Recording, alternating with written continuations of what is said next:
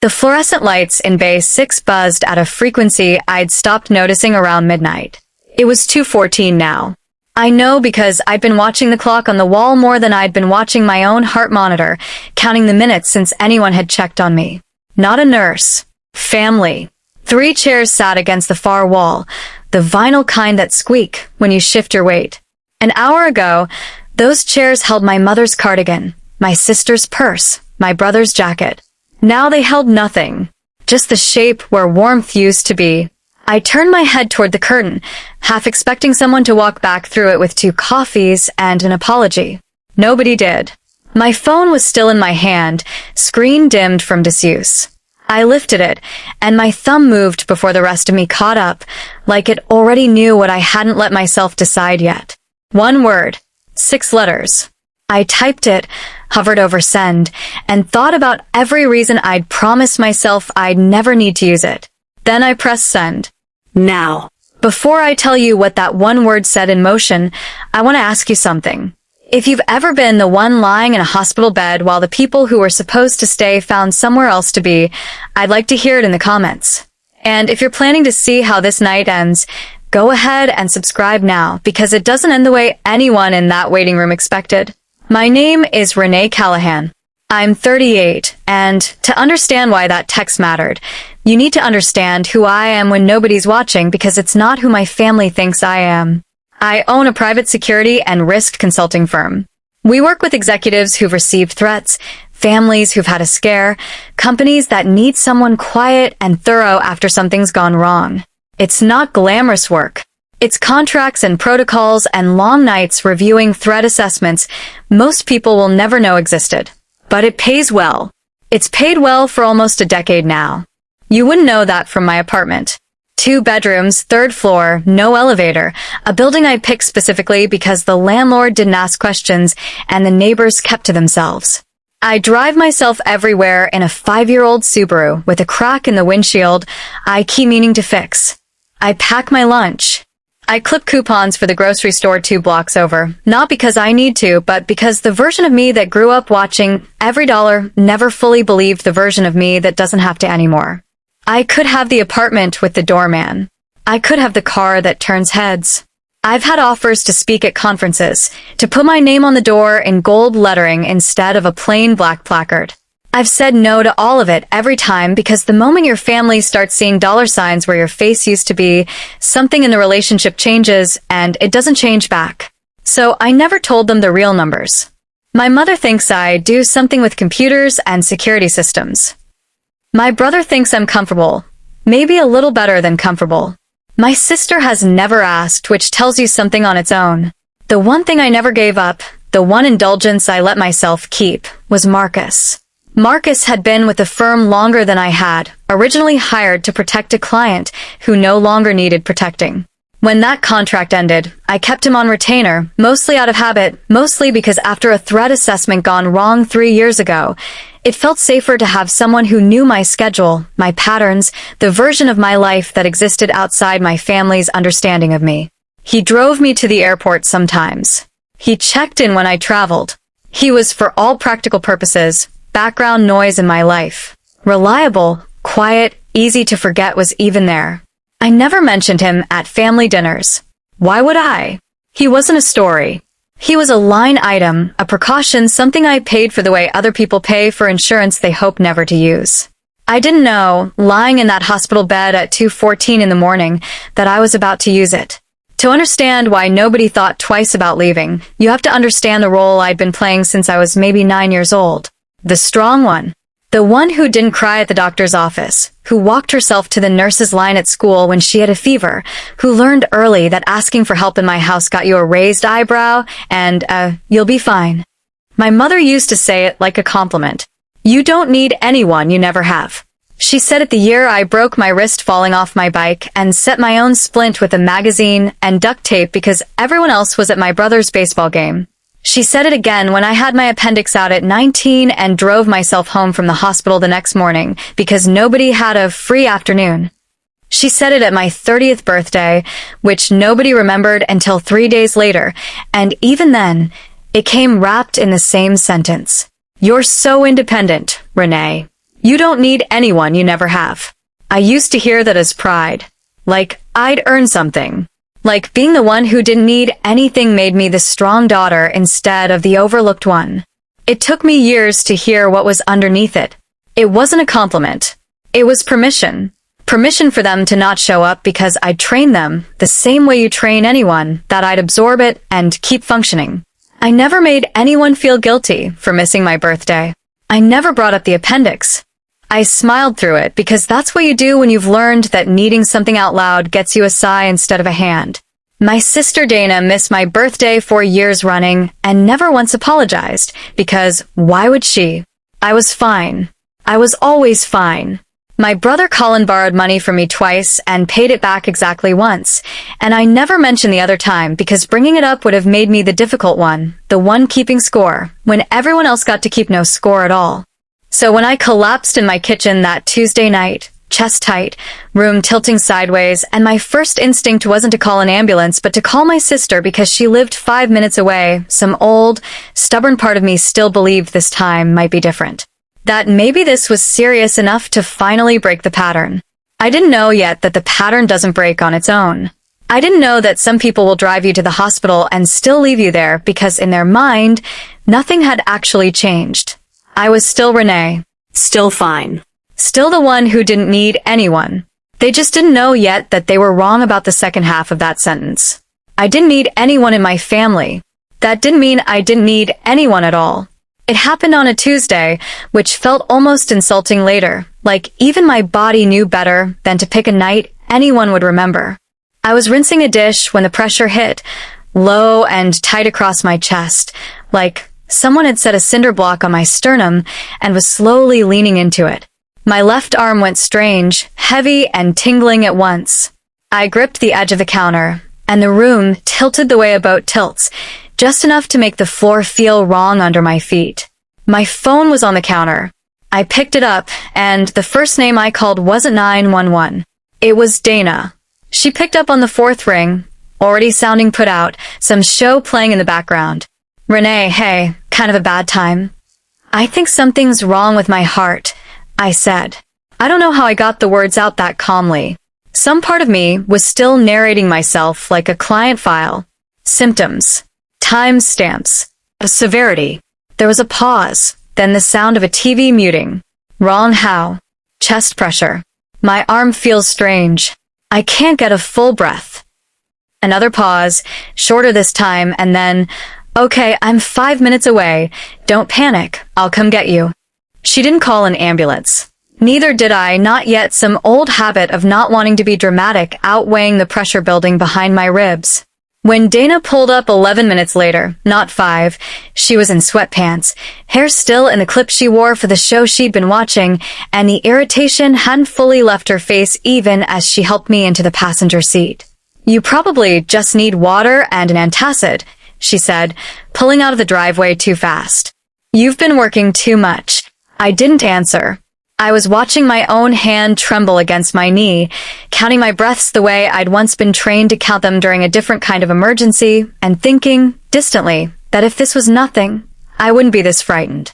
I'll stay with you, Dana said at the first red light, glancing at me like she needed to say it out loud to believe it herself. I promise. I'm not leaving you there alone. By 11 o'clock, the waiting room had filled with more of my family than I expected, though not for the reason I initially let myself believe. My mother arrived first, in a blazer she only wore for occasions, and it took me a moment lying in triage to remember why.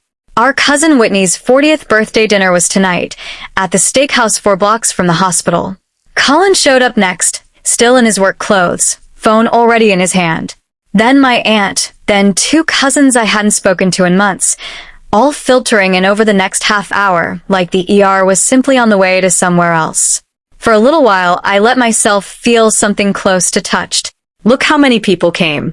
Then I started noticing the watches. My mother checked hers twice in the first 10 minutes, angling her wrist like she was trying to see the numbers, without anyone noticing she cared. Colin took a phone call in the hallway and came back saying something to Dana in a low voice about pushing the reservation, and Dana nodded like this was a completely reasonable sentence to say inside a hospital. How long do these things usually take? My aunt asked no one in particular, checking the clock above the nurse's station like it owed her something. I told myself this was normal. Family gets restless in waiting rooms. Anxiety looks like impatience sometimes. I'd read that somewhere, or maybe I just needed it to be true. I told myself the birthday dinner and the ER visit colliding on the same night was simply bad timing, not a hierarchy of importance being quietly sorted out in real time 3 feet from where I sat hooked to a blood pressure cuff. A nurse called my name. My mother squeezed my hand once. Quick, already glancing toward the door. "We'll be right here," she said. I believed her. I want to be clear about that. Lying on that gurney, waiting for someone to tell me whether my heart was actually failing or just frightened, I still believed the version of my family that stayed. I didn't yet know there were 2 versions in that waiting room, and only one of them was leaving with me.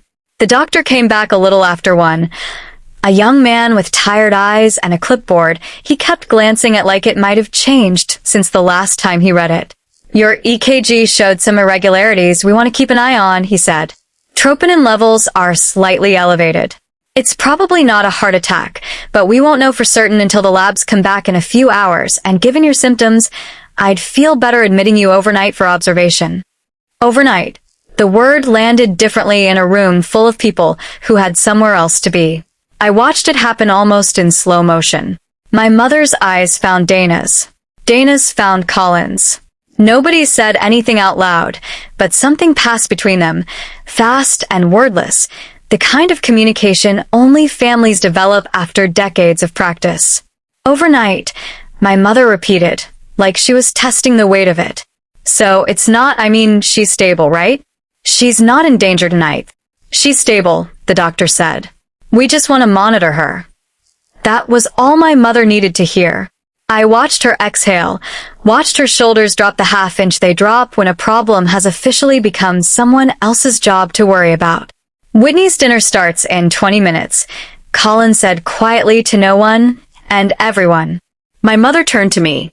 She took my hand, the 4 taped into the back of it, and smiled the smile she used at church, warm and practiced, and entirely closed off from whatever was actually happening underneath it. "You'll be fine," she said. "You don't need anyone you never have." She said it gently. She said it like love. She'd said it my whole life, like it was the kindest thing she knew how to offer me, and maybe in her own way, she believed that. I don't think my mother has ever once understood that sentence as a wound. I think she genuinely believes independence is a gift she gave me instead of a job she assigned me before I was old enough to say no to it. "We'll check in later," Dana said, already reaching for her coat. "Call if anything changes." And then, one by one, the way people leave a movie before the credits finish rolling, they went. My mother's blazer. That is good. Colin's jacket, lifted off the back of a squeaking vinyl chair. By 1:40, I was alone in a paper-thin gown, and 4 taped to the back of my hand, listening to a monitor beep out the rhythm of a heart nobody in that waiting room had stayed to watch. I looked at the empty chairs for a long time before I reached for my phone. A nurse came in around 2 to check my vitals, the kind of routine visit that usually lasts 90 seconds and ends with a clipboard note. Her name tag said Renata. She wrapped the blood pressure cuff around my arm, watched the numbers climb, and then, instead of leaving, she paused. "You alone tonight?" she asked, not unkindly, just observing the empty chairs the way you'd notice weather. "My family just left," I said. "Big family dinner. Bad timing." Renata didn't say anything to that. She didn't need to. She just nodded once, finished the reading, and a few minutes later came back with a warm blanket from somewhere down the hall and draped it over my legs without a word, like it was simply part of the job, like she did this for every patient whose chairs had gone empty at 2 a.m. It wasn't part of the job. I've spent enough time around people who do the bare minimum to recognize the difference between duty and choice. She chose that blanket. "Thank you," I said. "Ring the bell if you need anything," she said, and then gentler. "Anything at all." She left. The monitor kept beeping, steady, patient, indifferent to the hour. And in the quiet after she was gone, I let myself think about something I usually didn't let myself think about at all.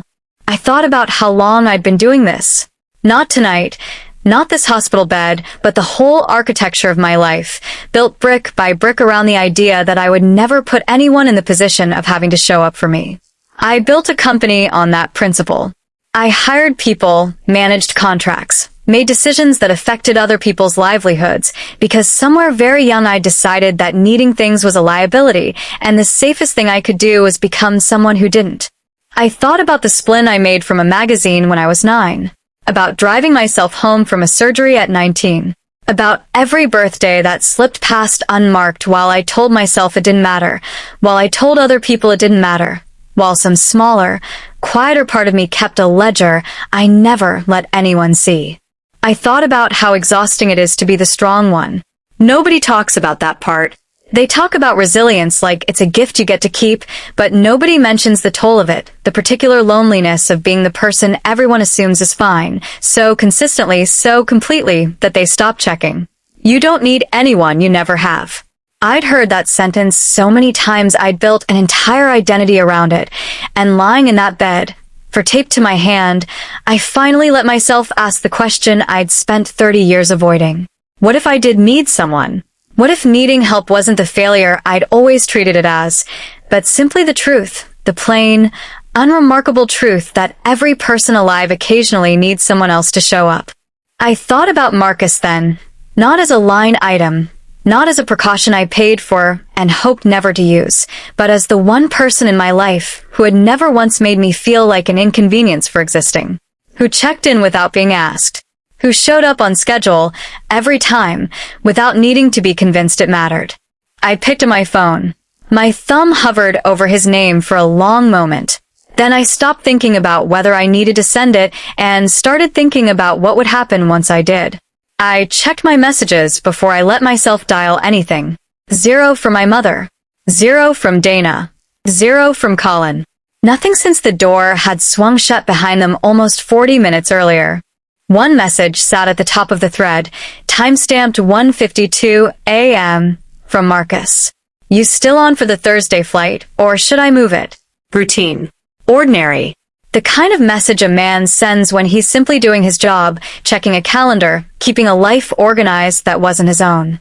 He had no idea where I was. He had no idea anything was wrong. He was just, as always, quietly making sure nothing slipped through the cracks. I sat with that for a moment, the contrast of it almost too clean to be real. My family, who shared my blood, my childhood, 38 years of birthdays and holidays and every version of me that had ever existed, hadn't sent a single word. A man I paid to manage logistics had checked in without being asked, out of nothing but habit and diligence, because that was simply who he was. I thought about the protocol I'd built years ago, back when the threat assessment for a client had gone sideways and I promised myself I would never again be caught somewhere alone with no one who actually knew where I was or what I needed. I'd built the same protection into my own life without ever really expecting to use it on myself. A single word sent to Marcus that meant something specific. Not an emergency in the dramatic sense. A signal. Activate. Come now. Handle what needs handling, and don't ask me to explain it first. I had never sent that word to him. Not once, in 3 years. I looked at the empty chairs one more time. I thought about my mother's voice, gentle and certain. You don't need anyone you never have. I thought about how long I'd let that sentence run my life, and how, for the first time, I didn't feel ashamed of what I was about to do next. I opened the thread. I typed the one word I'd never had to use. Now. Stay with me here, because in the next 20 minutes, my family walked back into that hospital expecting to find exactly what they'd left behind.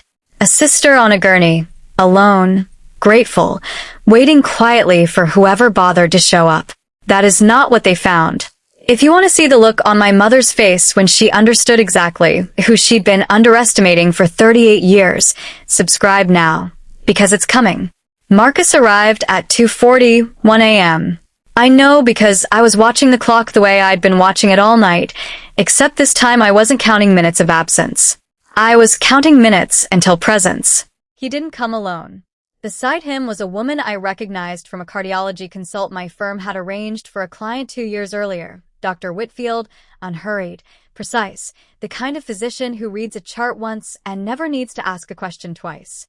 Marcus had called her from the car. He didn't raise his voice at the nurse's station. He didn't need to.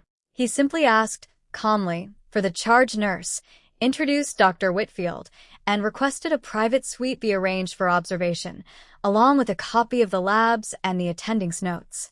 15 minutes later, I was being wheeled down a quieter hallway into a room with real furniture and a door that closed all the way.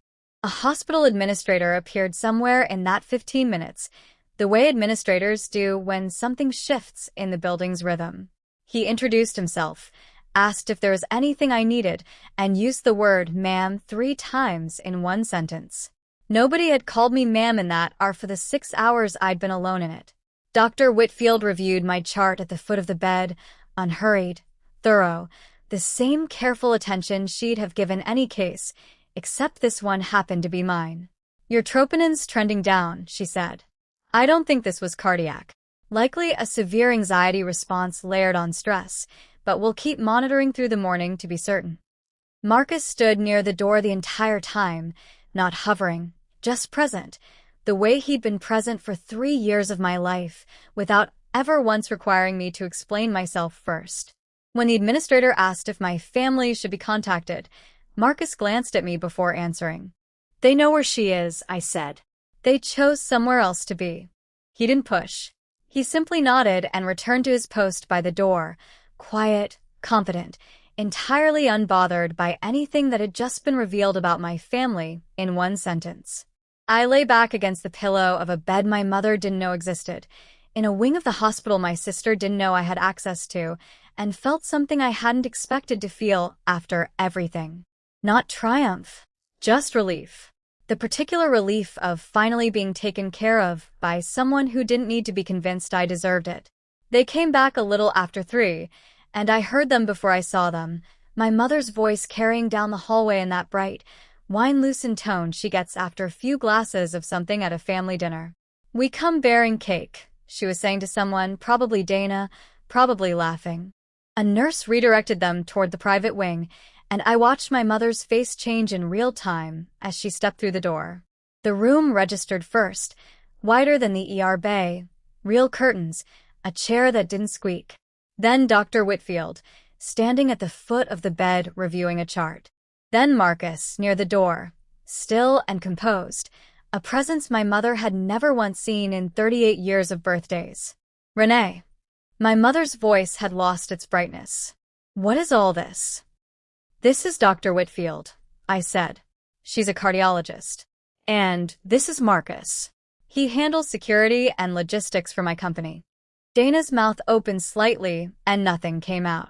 Colin looked at Marcus, then at me, recalculating something I could almost watch happen behind his eyes. You have a bodyguard? My mother said, like the word itself didn't fit in her mouth. I have someone who shows up, I said, which is more than I can say for the last 6 hours. My mother's face did something complicated then, embarrassment and confusion, and the beginning of something that might have been shame, if she let herself get there. Renee, we didn't know you had all this. If we'd known dash. You didn't need to know, I said, my voice even, quiet, the way I'd learned to speak when the stakes were highest. You just needed to stay. She reached for the old sentence, the familiar one, the one she'd used my whole life like a blessing. You'll be fine. You don't need dash. You're right, I said, before she could finish it. I don't need anyone. I never have. That's the part that should scare you. Nobody spoke for a moment after that. The monitor kept its steady rhythm, indifferent to what had just shifted in the room. Thank you, Dr. Whitfield, I said, turning away from my mother's face before it could ask me for something I wasn't ready to give. I appreciate you coming out at this hour. Get some rest, she said, gathering her chart. I'll check on you again in the morning. I looked at Marcus. Can you make sure everyone gets home safely tonight? It's late, and I don't think anyone should be driving. Of course, he said, already moving toward the door, already turning it back into logistics, the way he turned everything back into something manageable. My mother stood there, cake box still in her hands, waiting for something more from me. An argument, maybe. Tears. Some version of the daughter she recognized. I didn't give her one. I settled back against the pillow, closed my eyes, and let the room go quiet around me.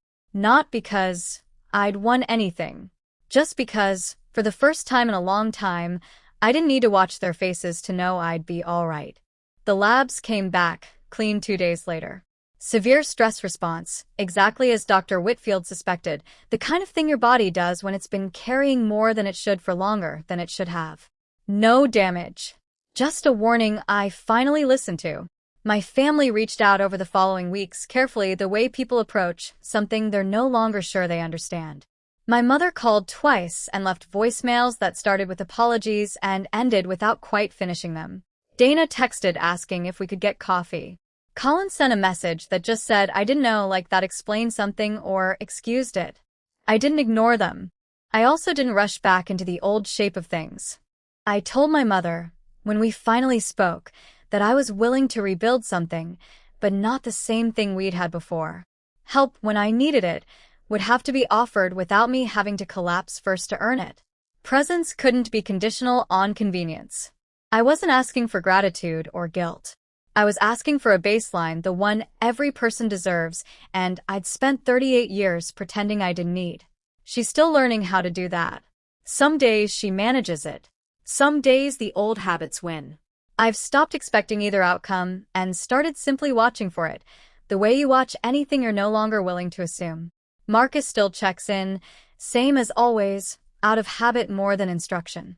I don't send him that word often. I've only needed to once.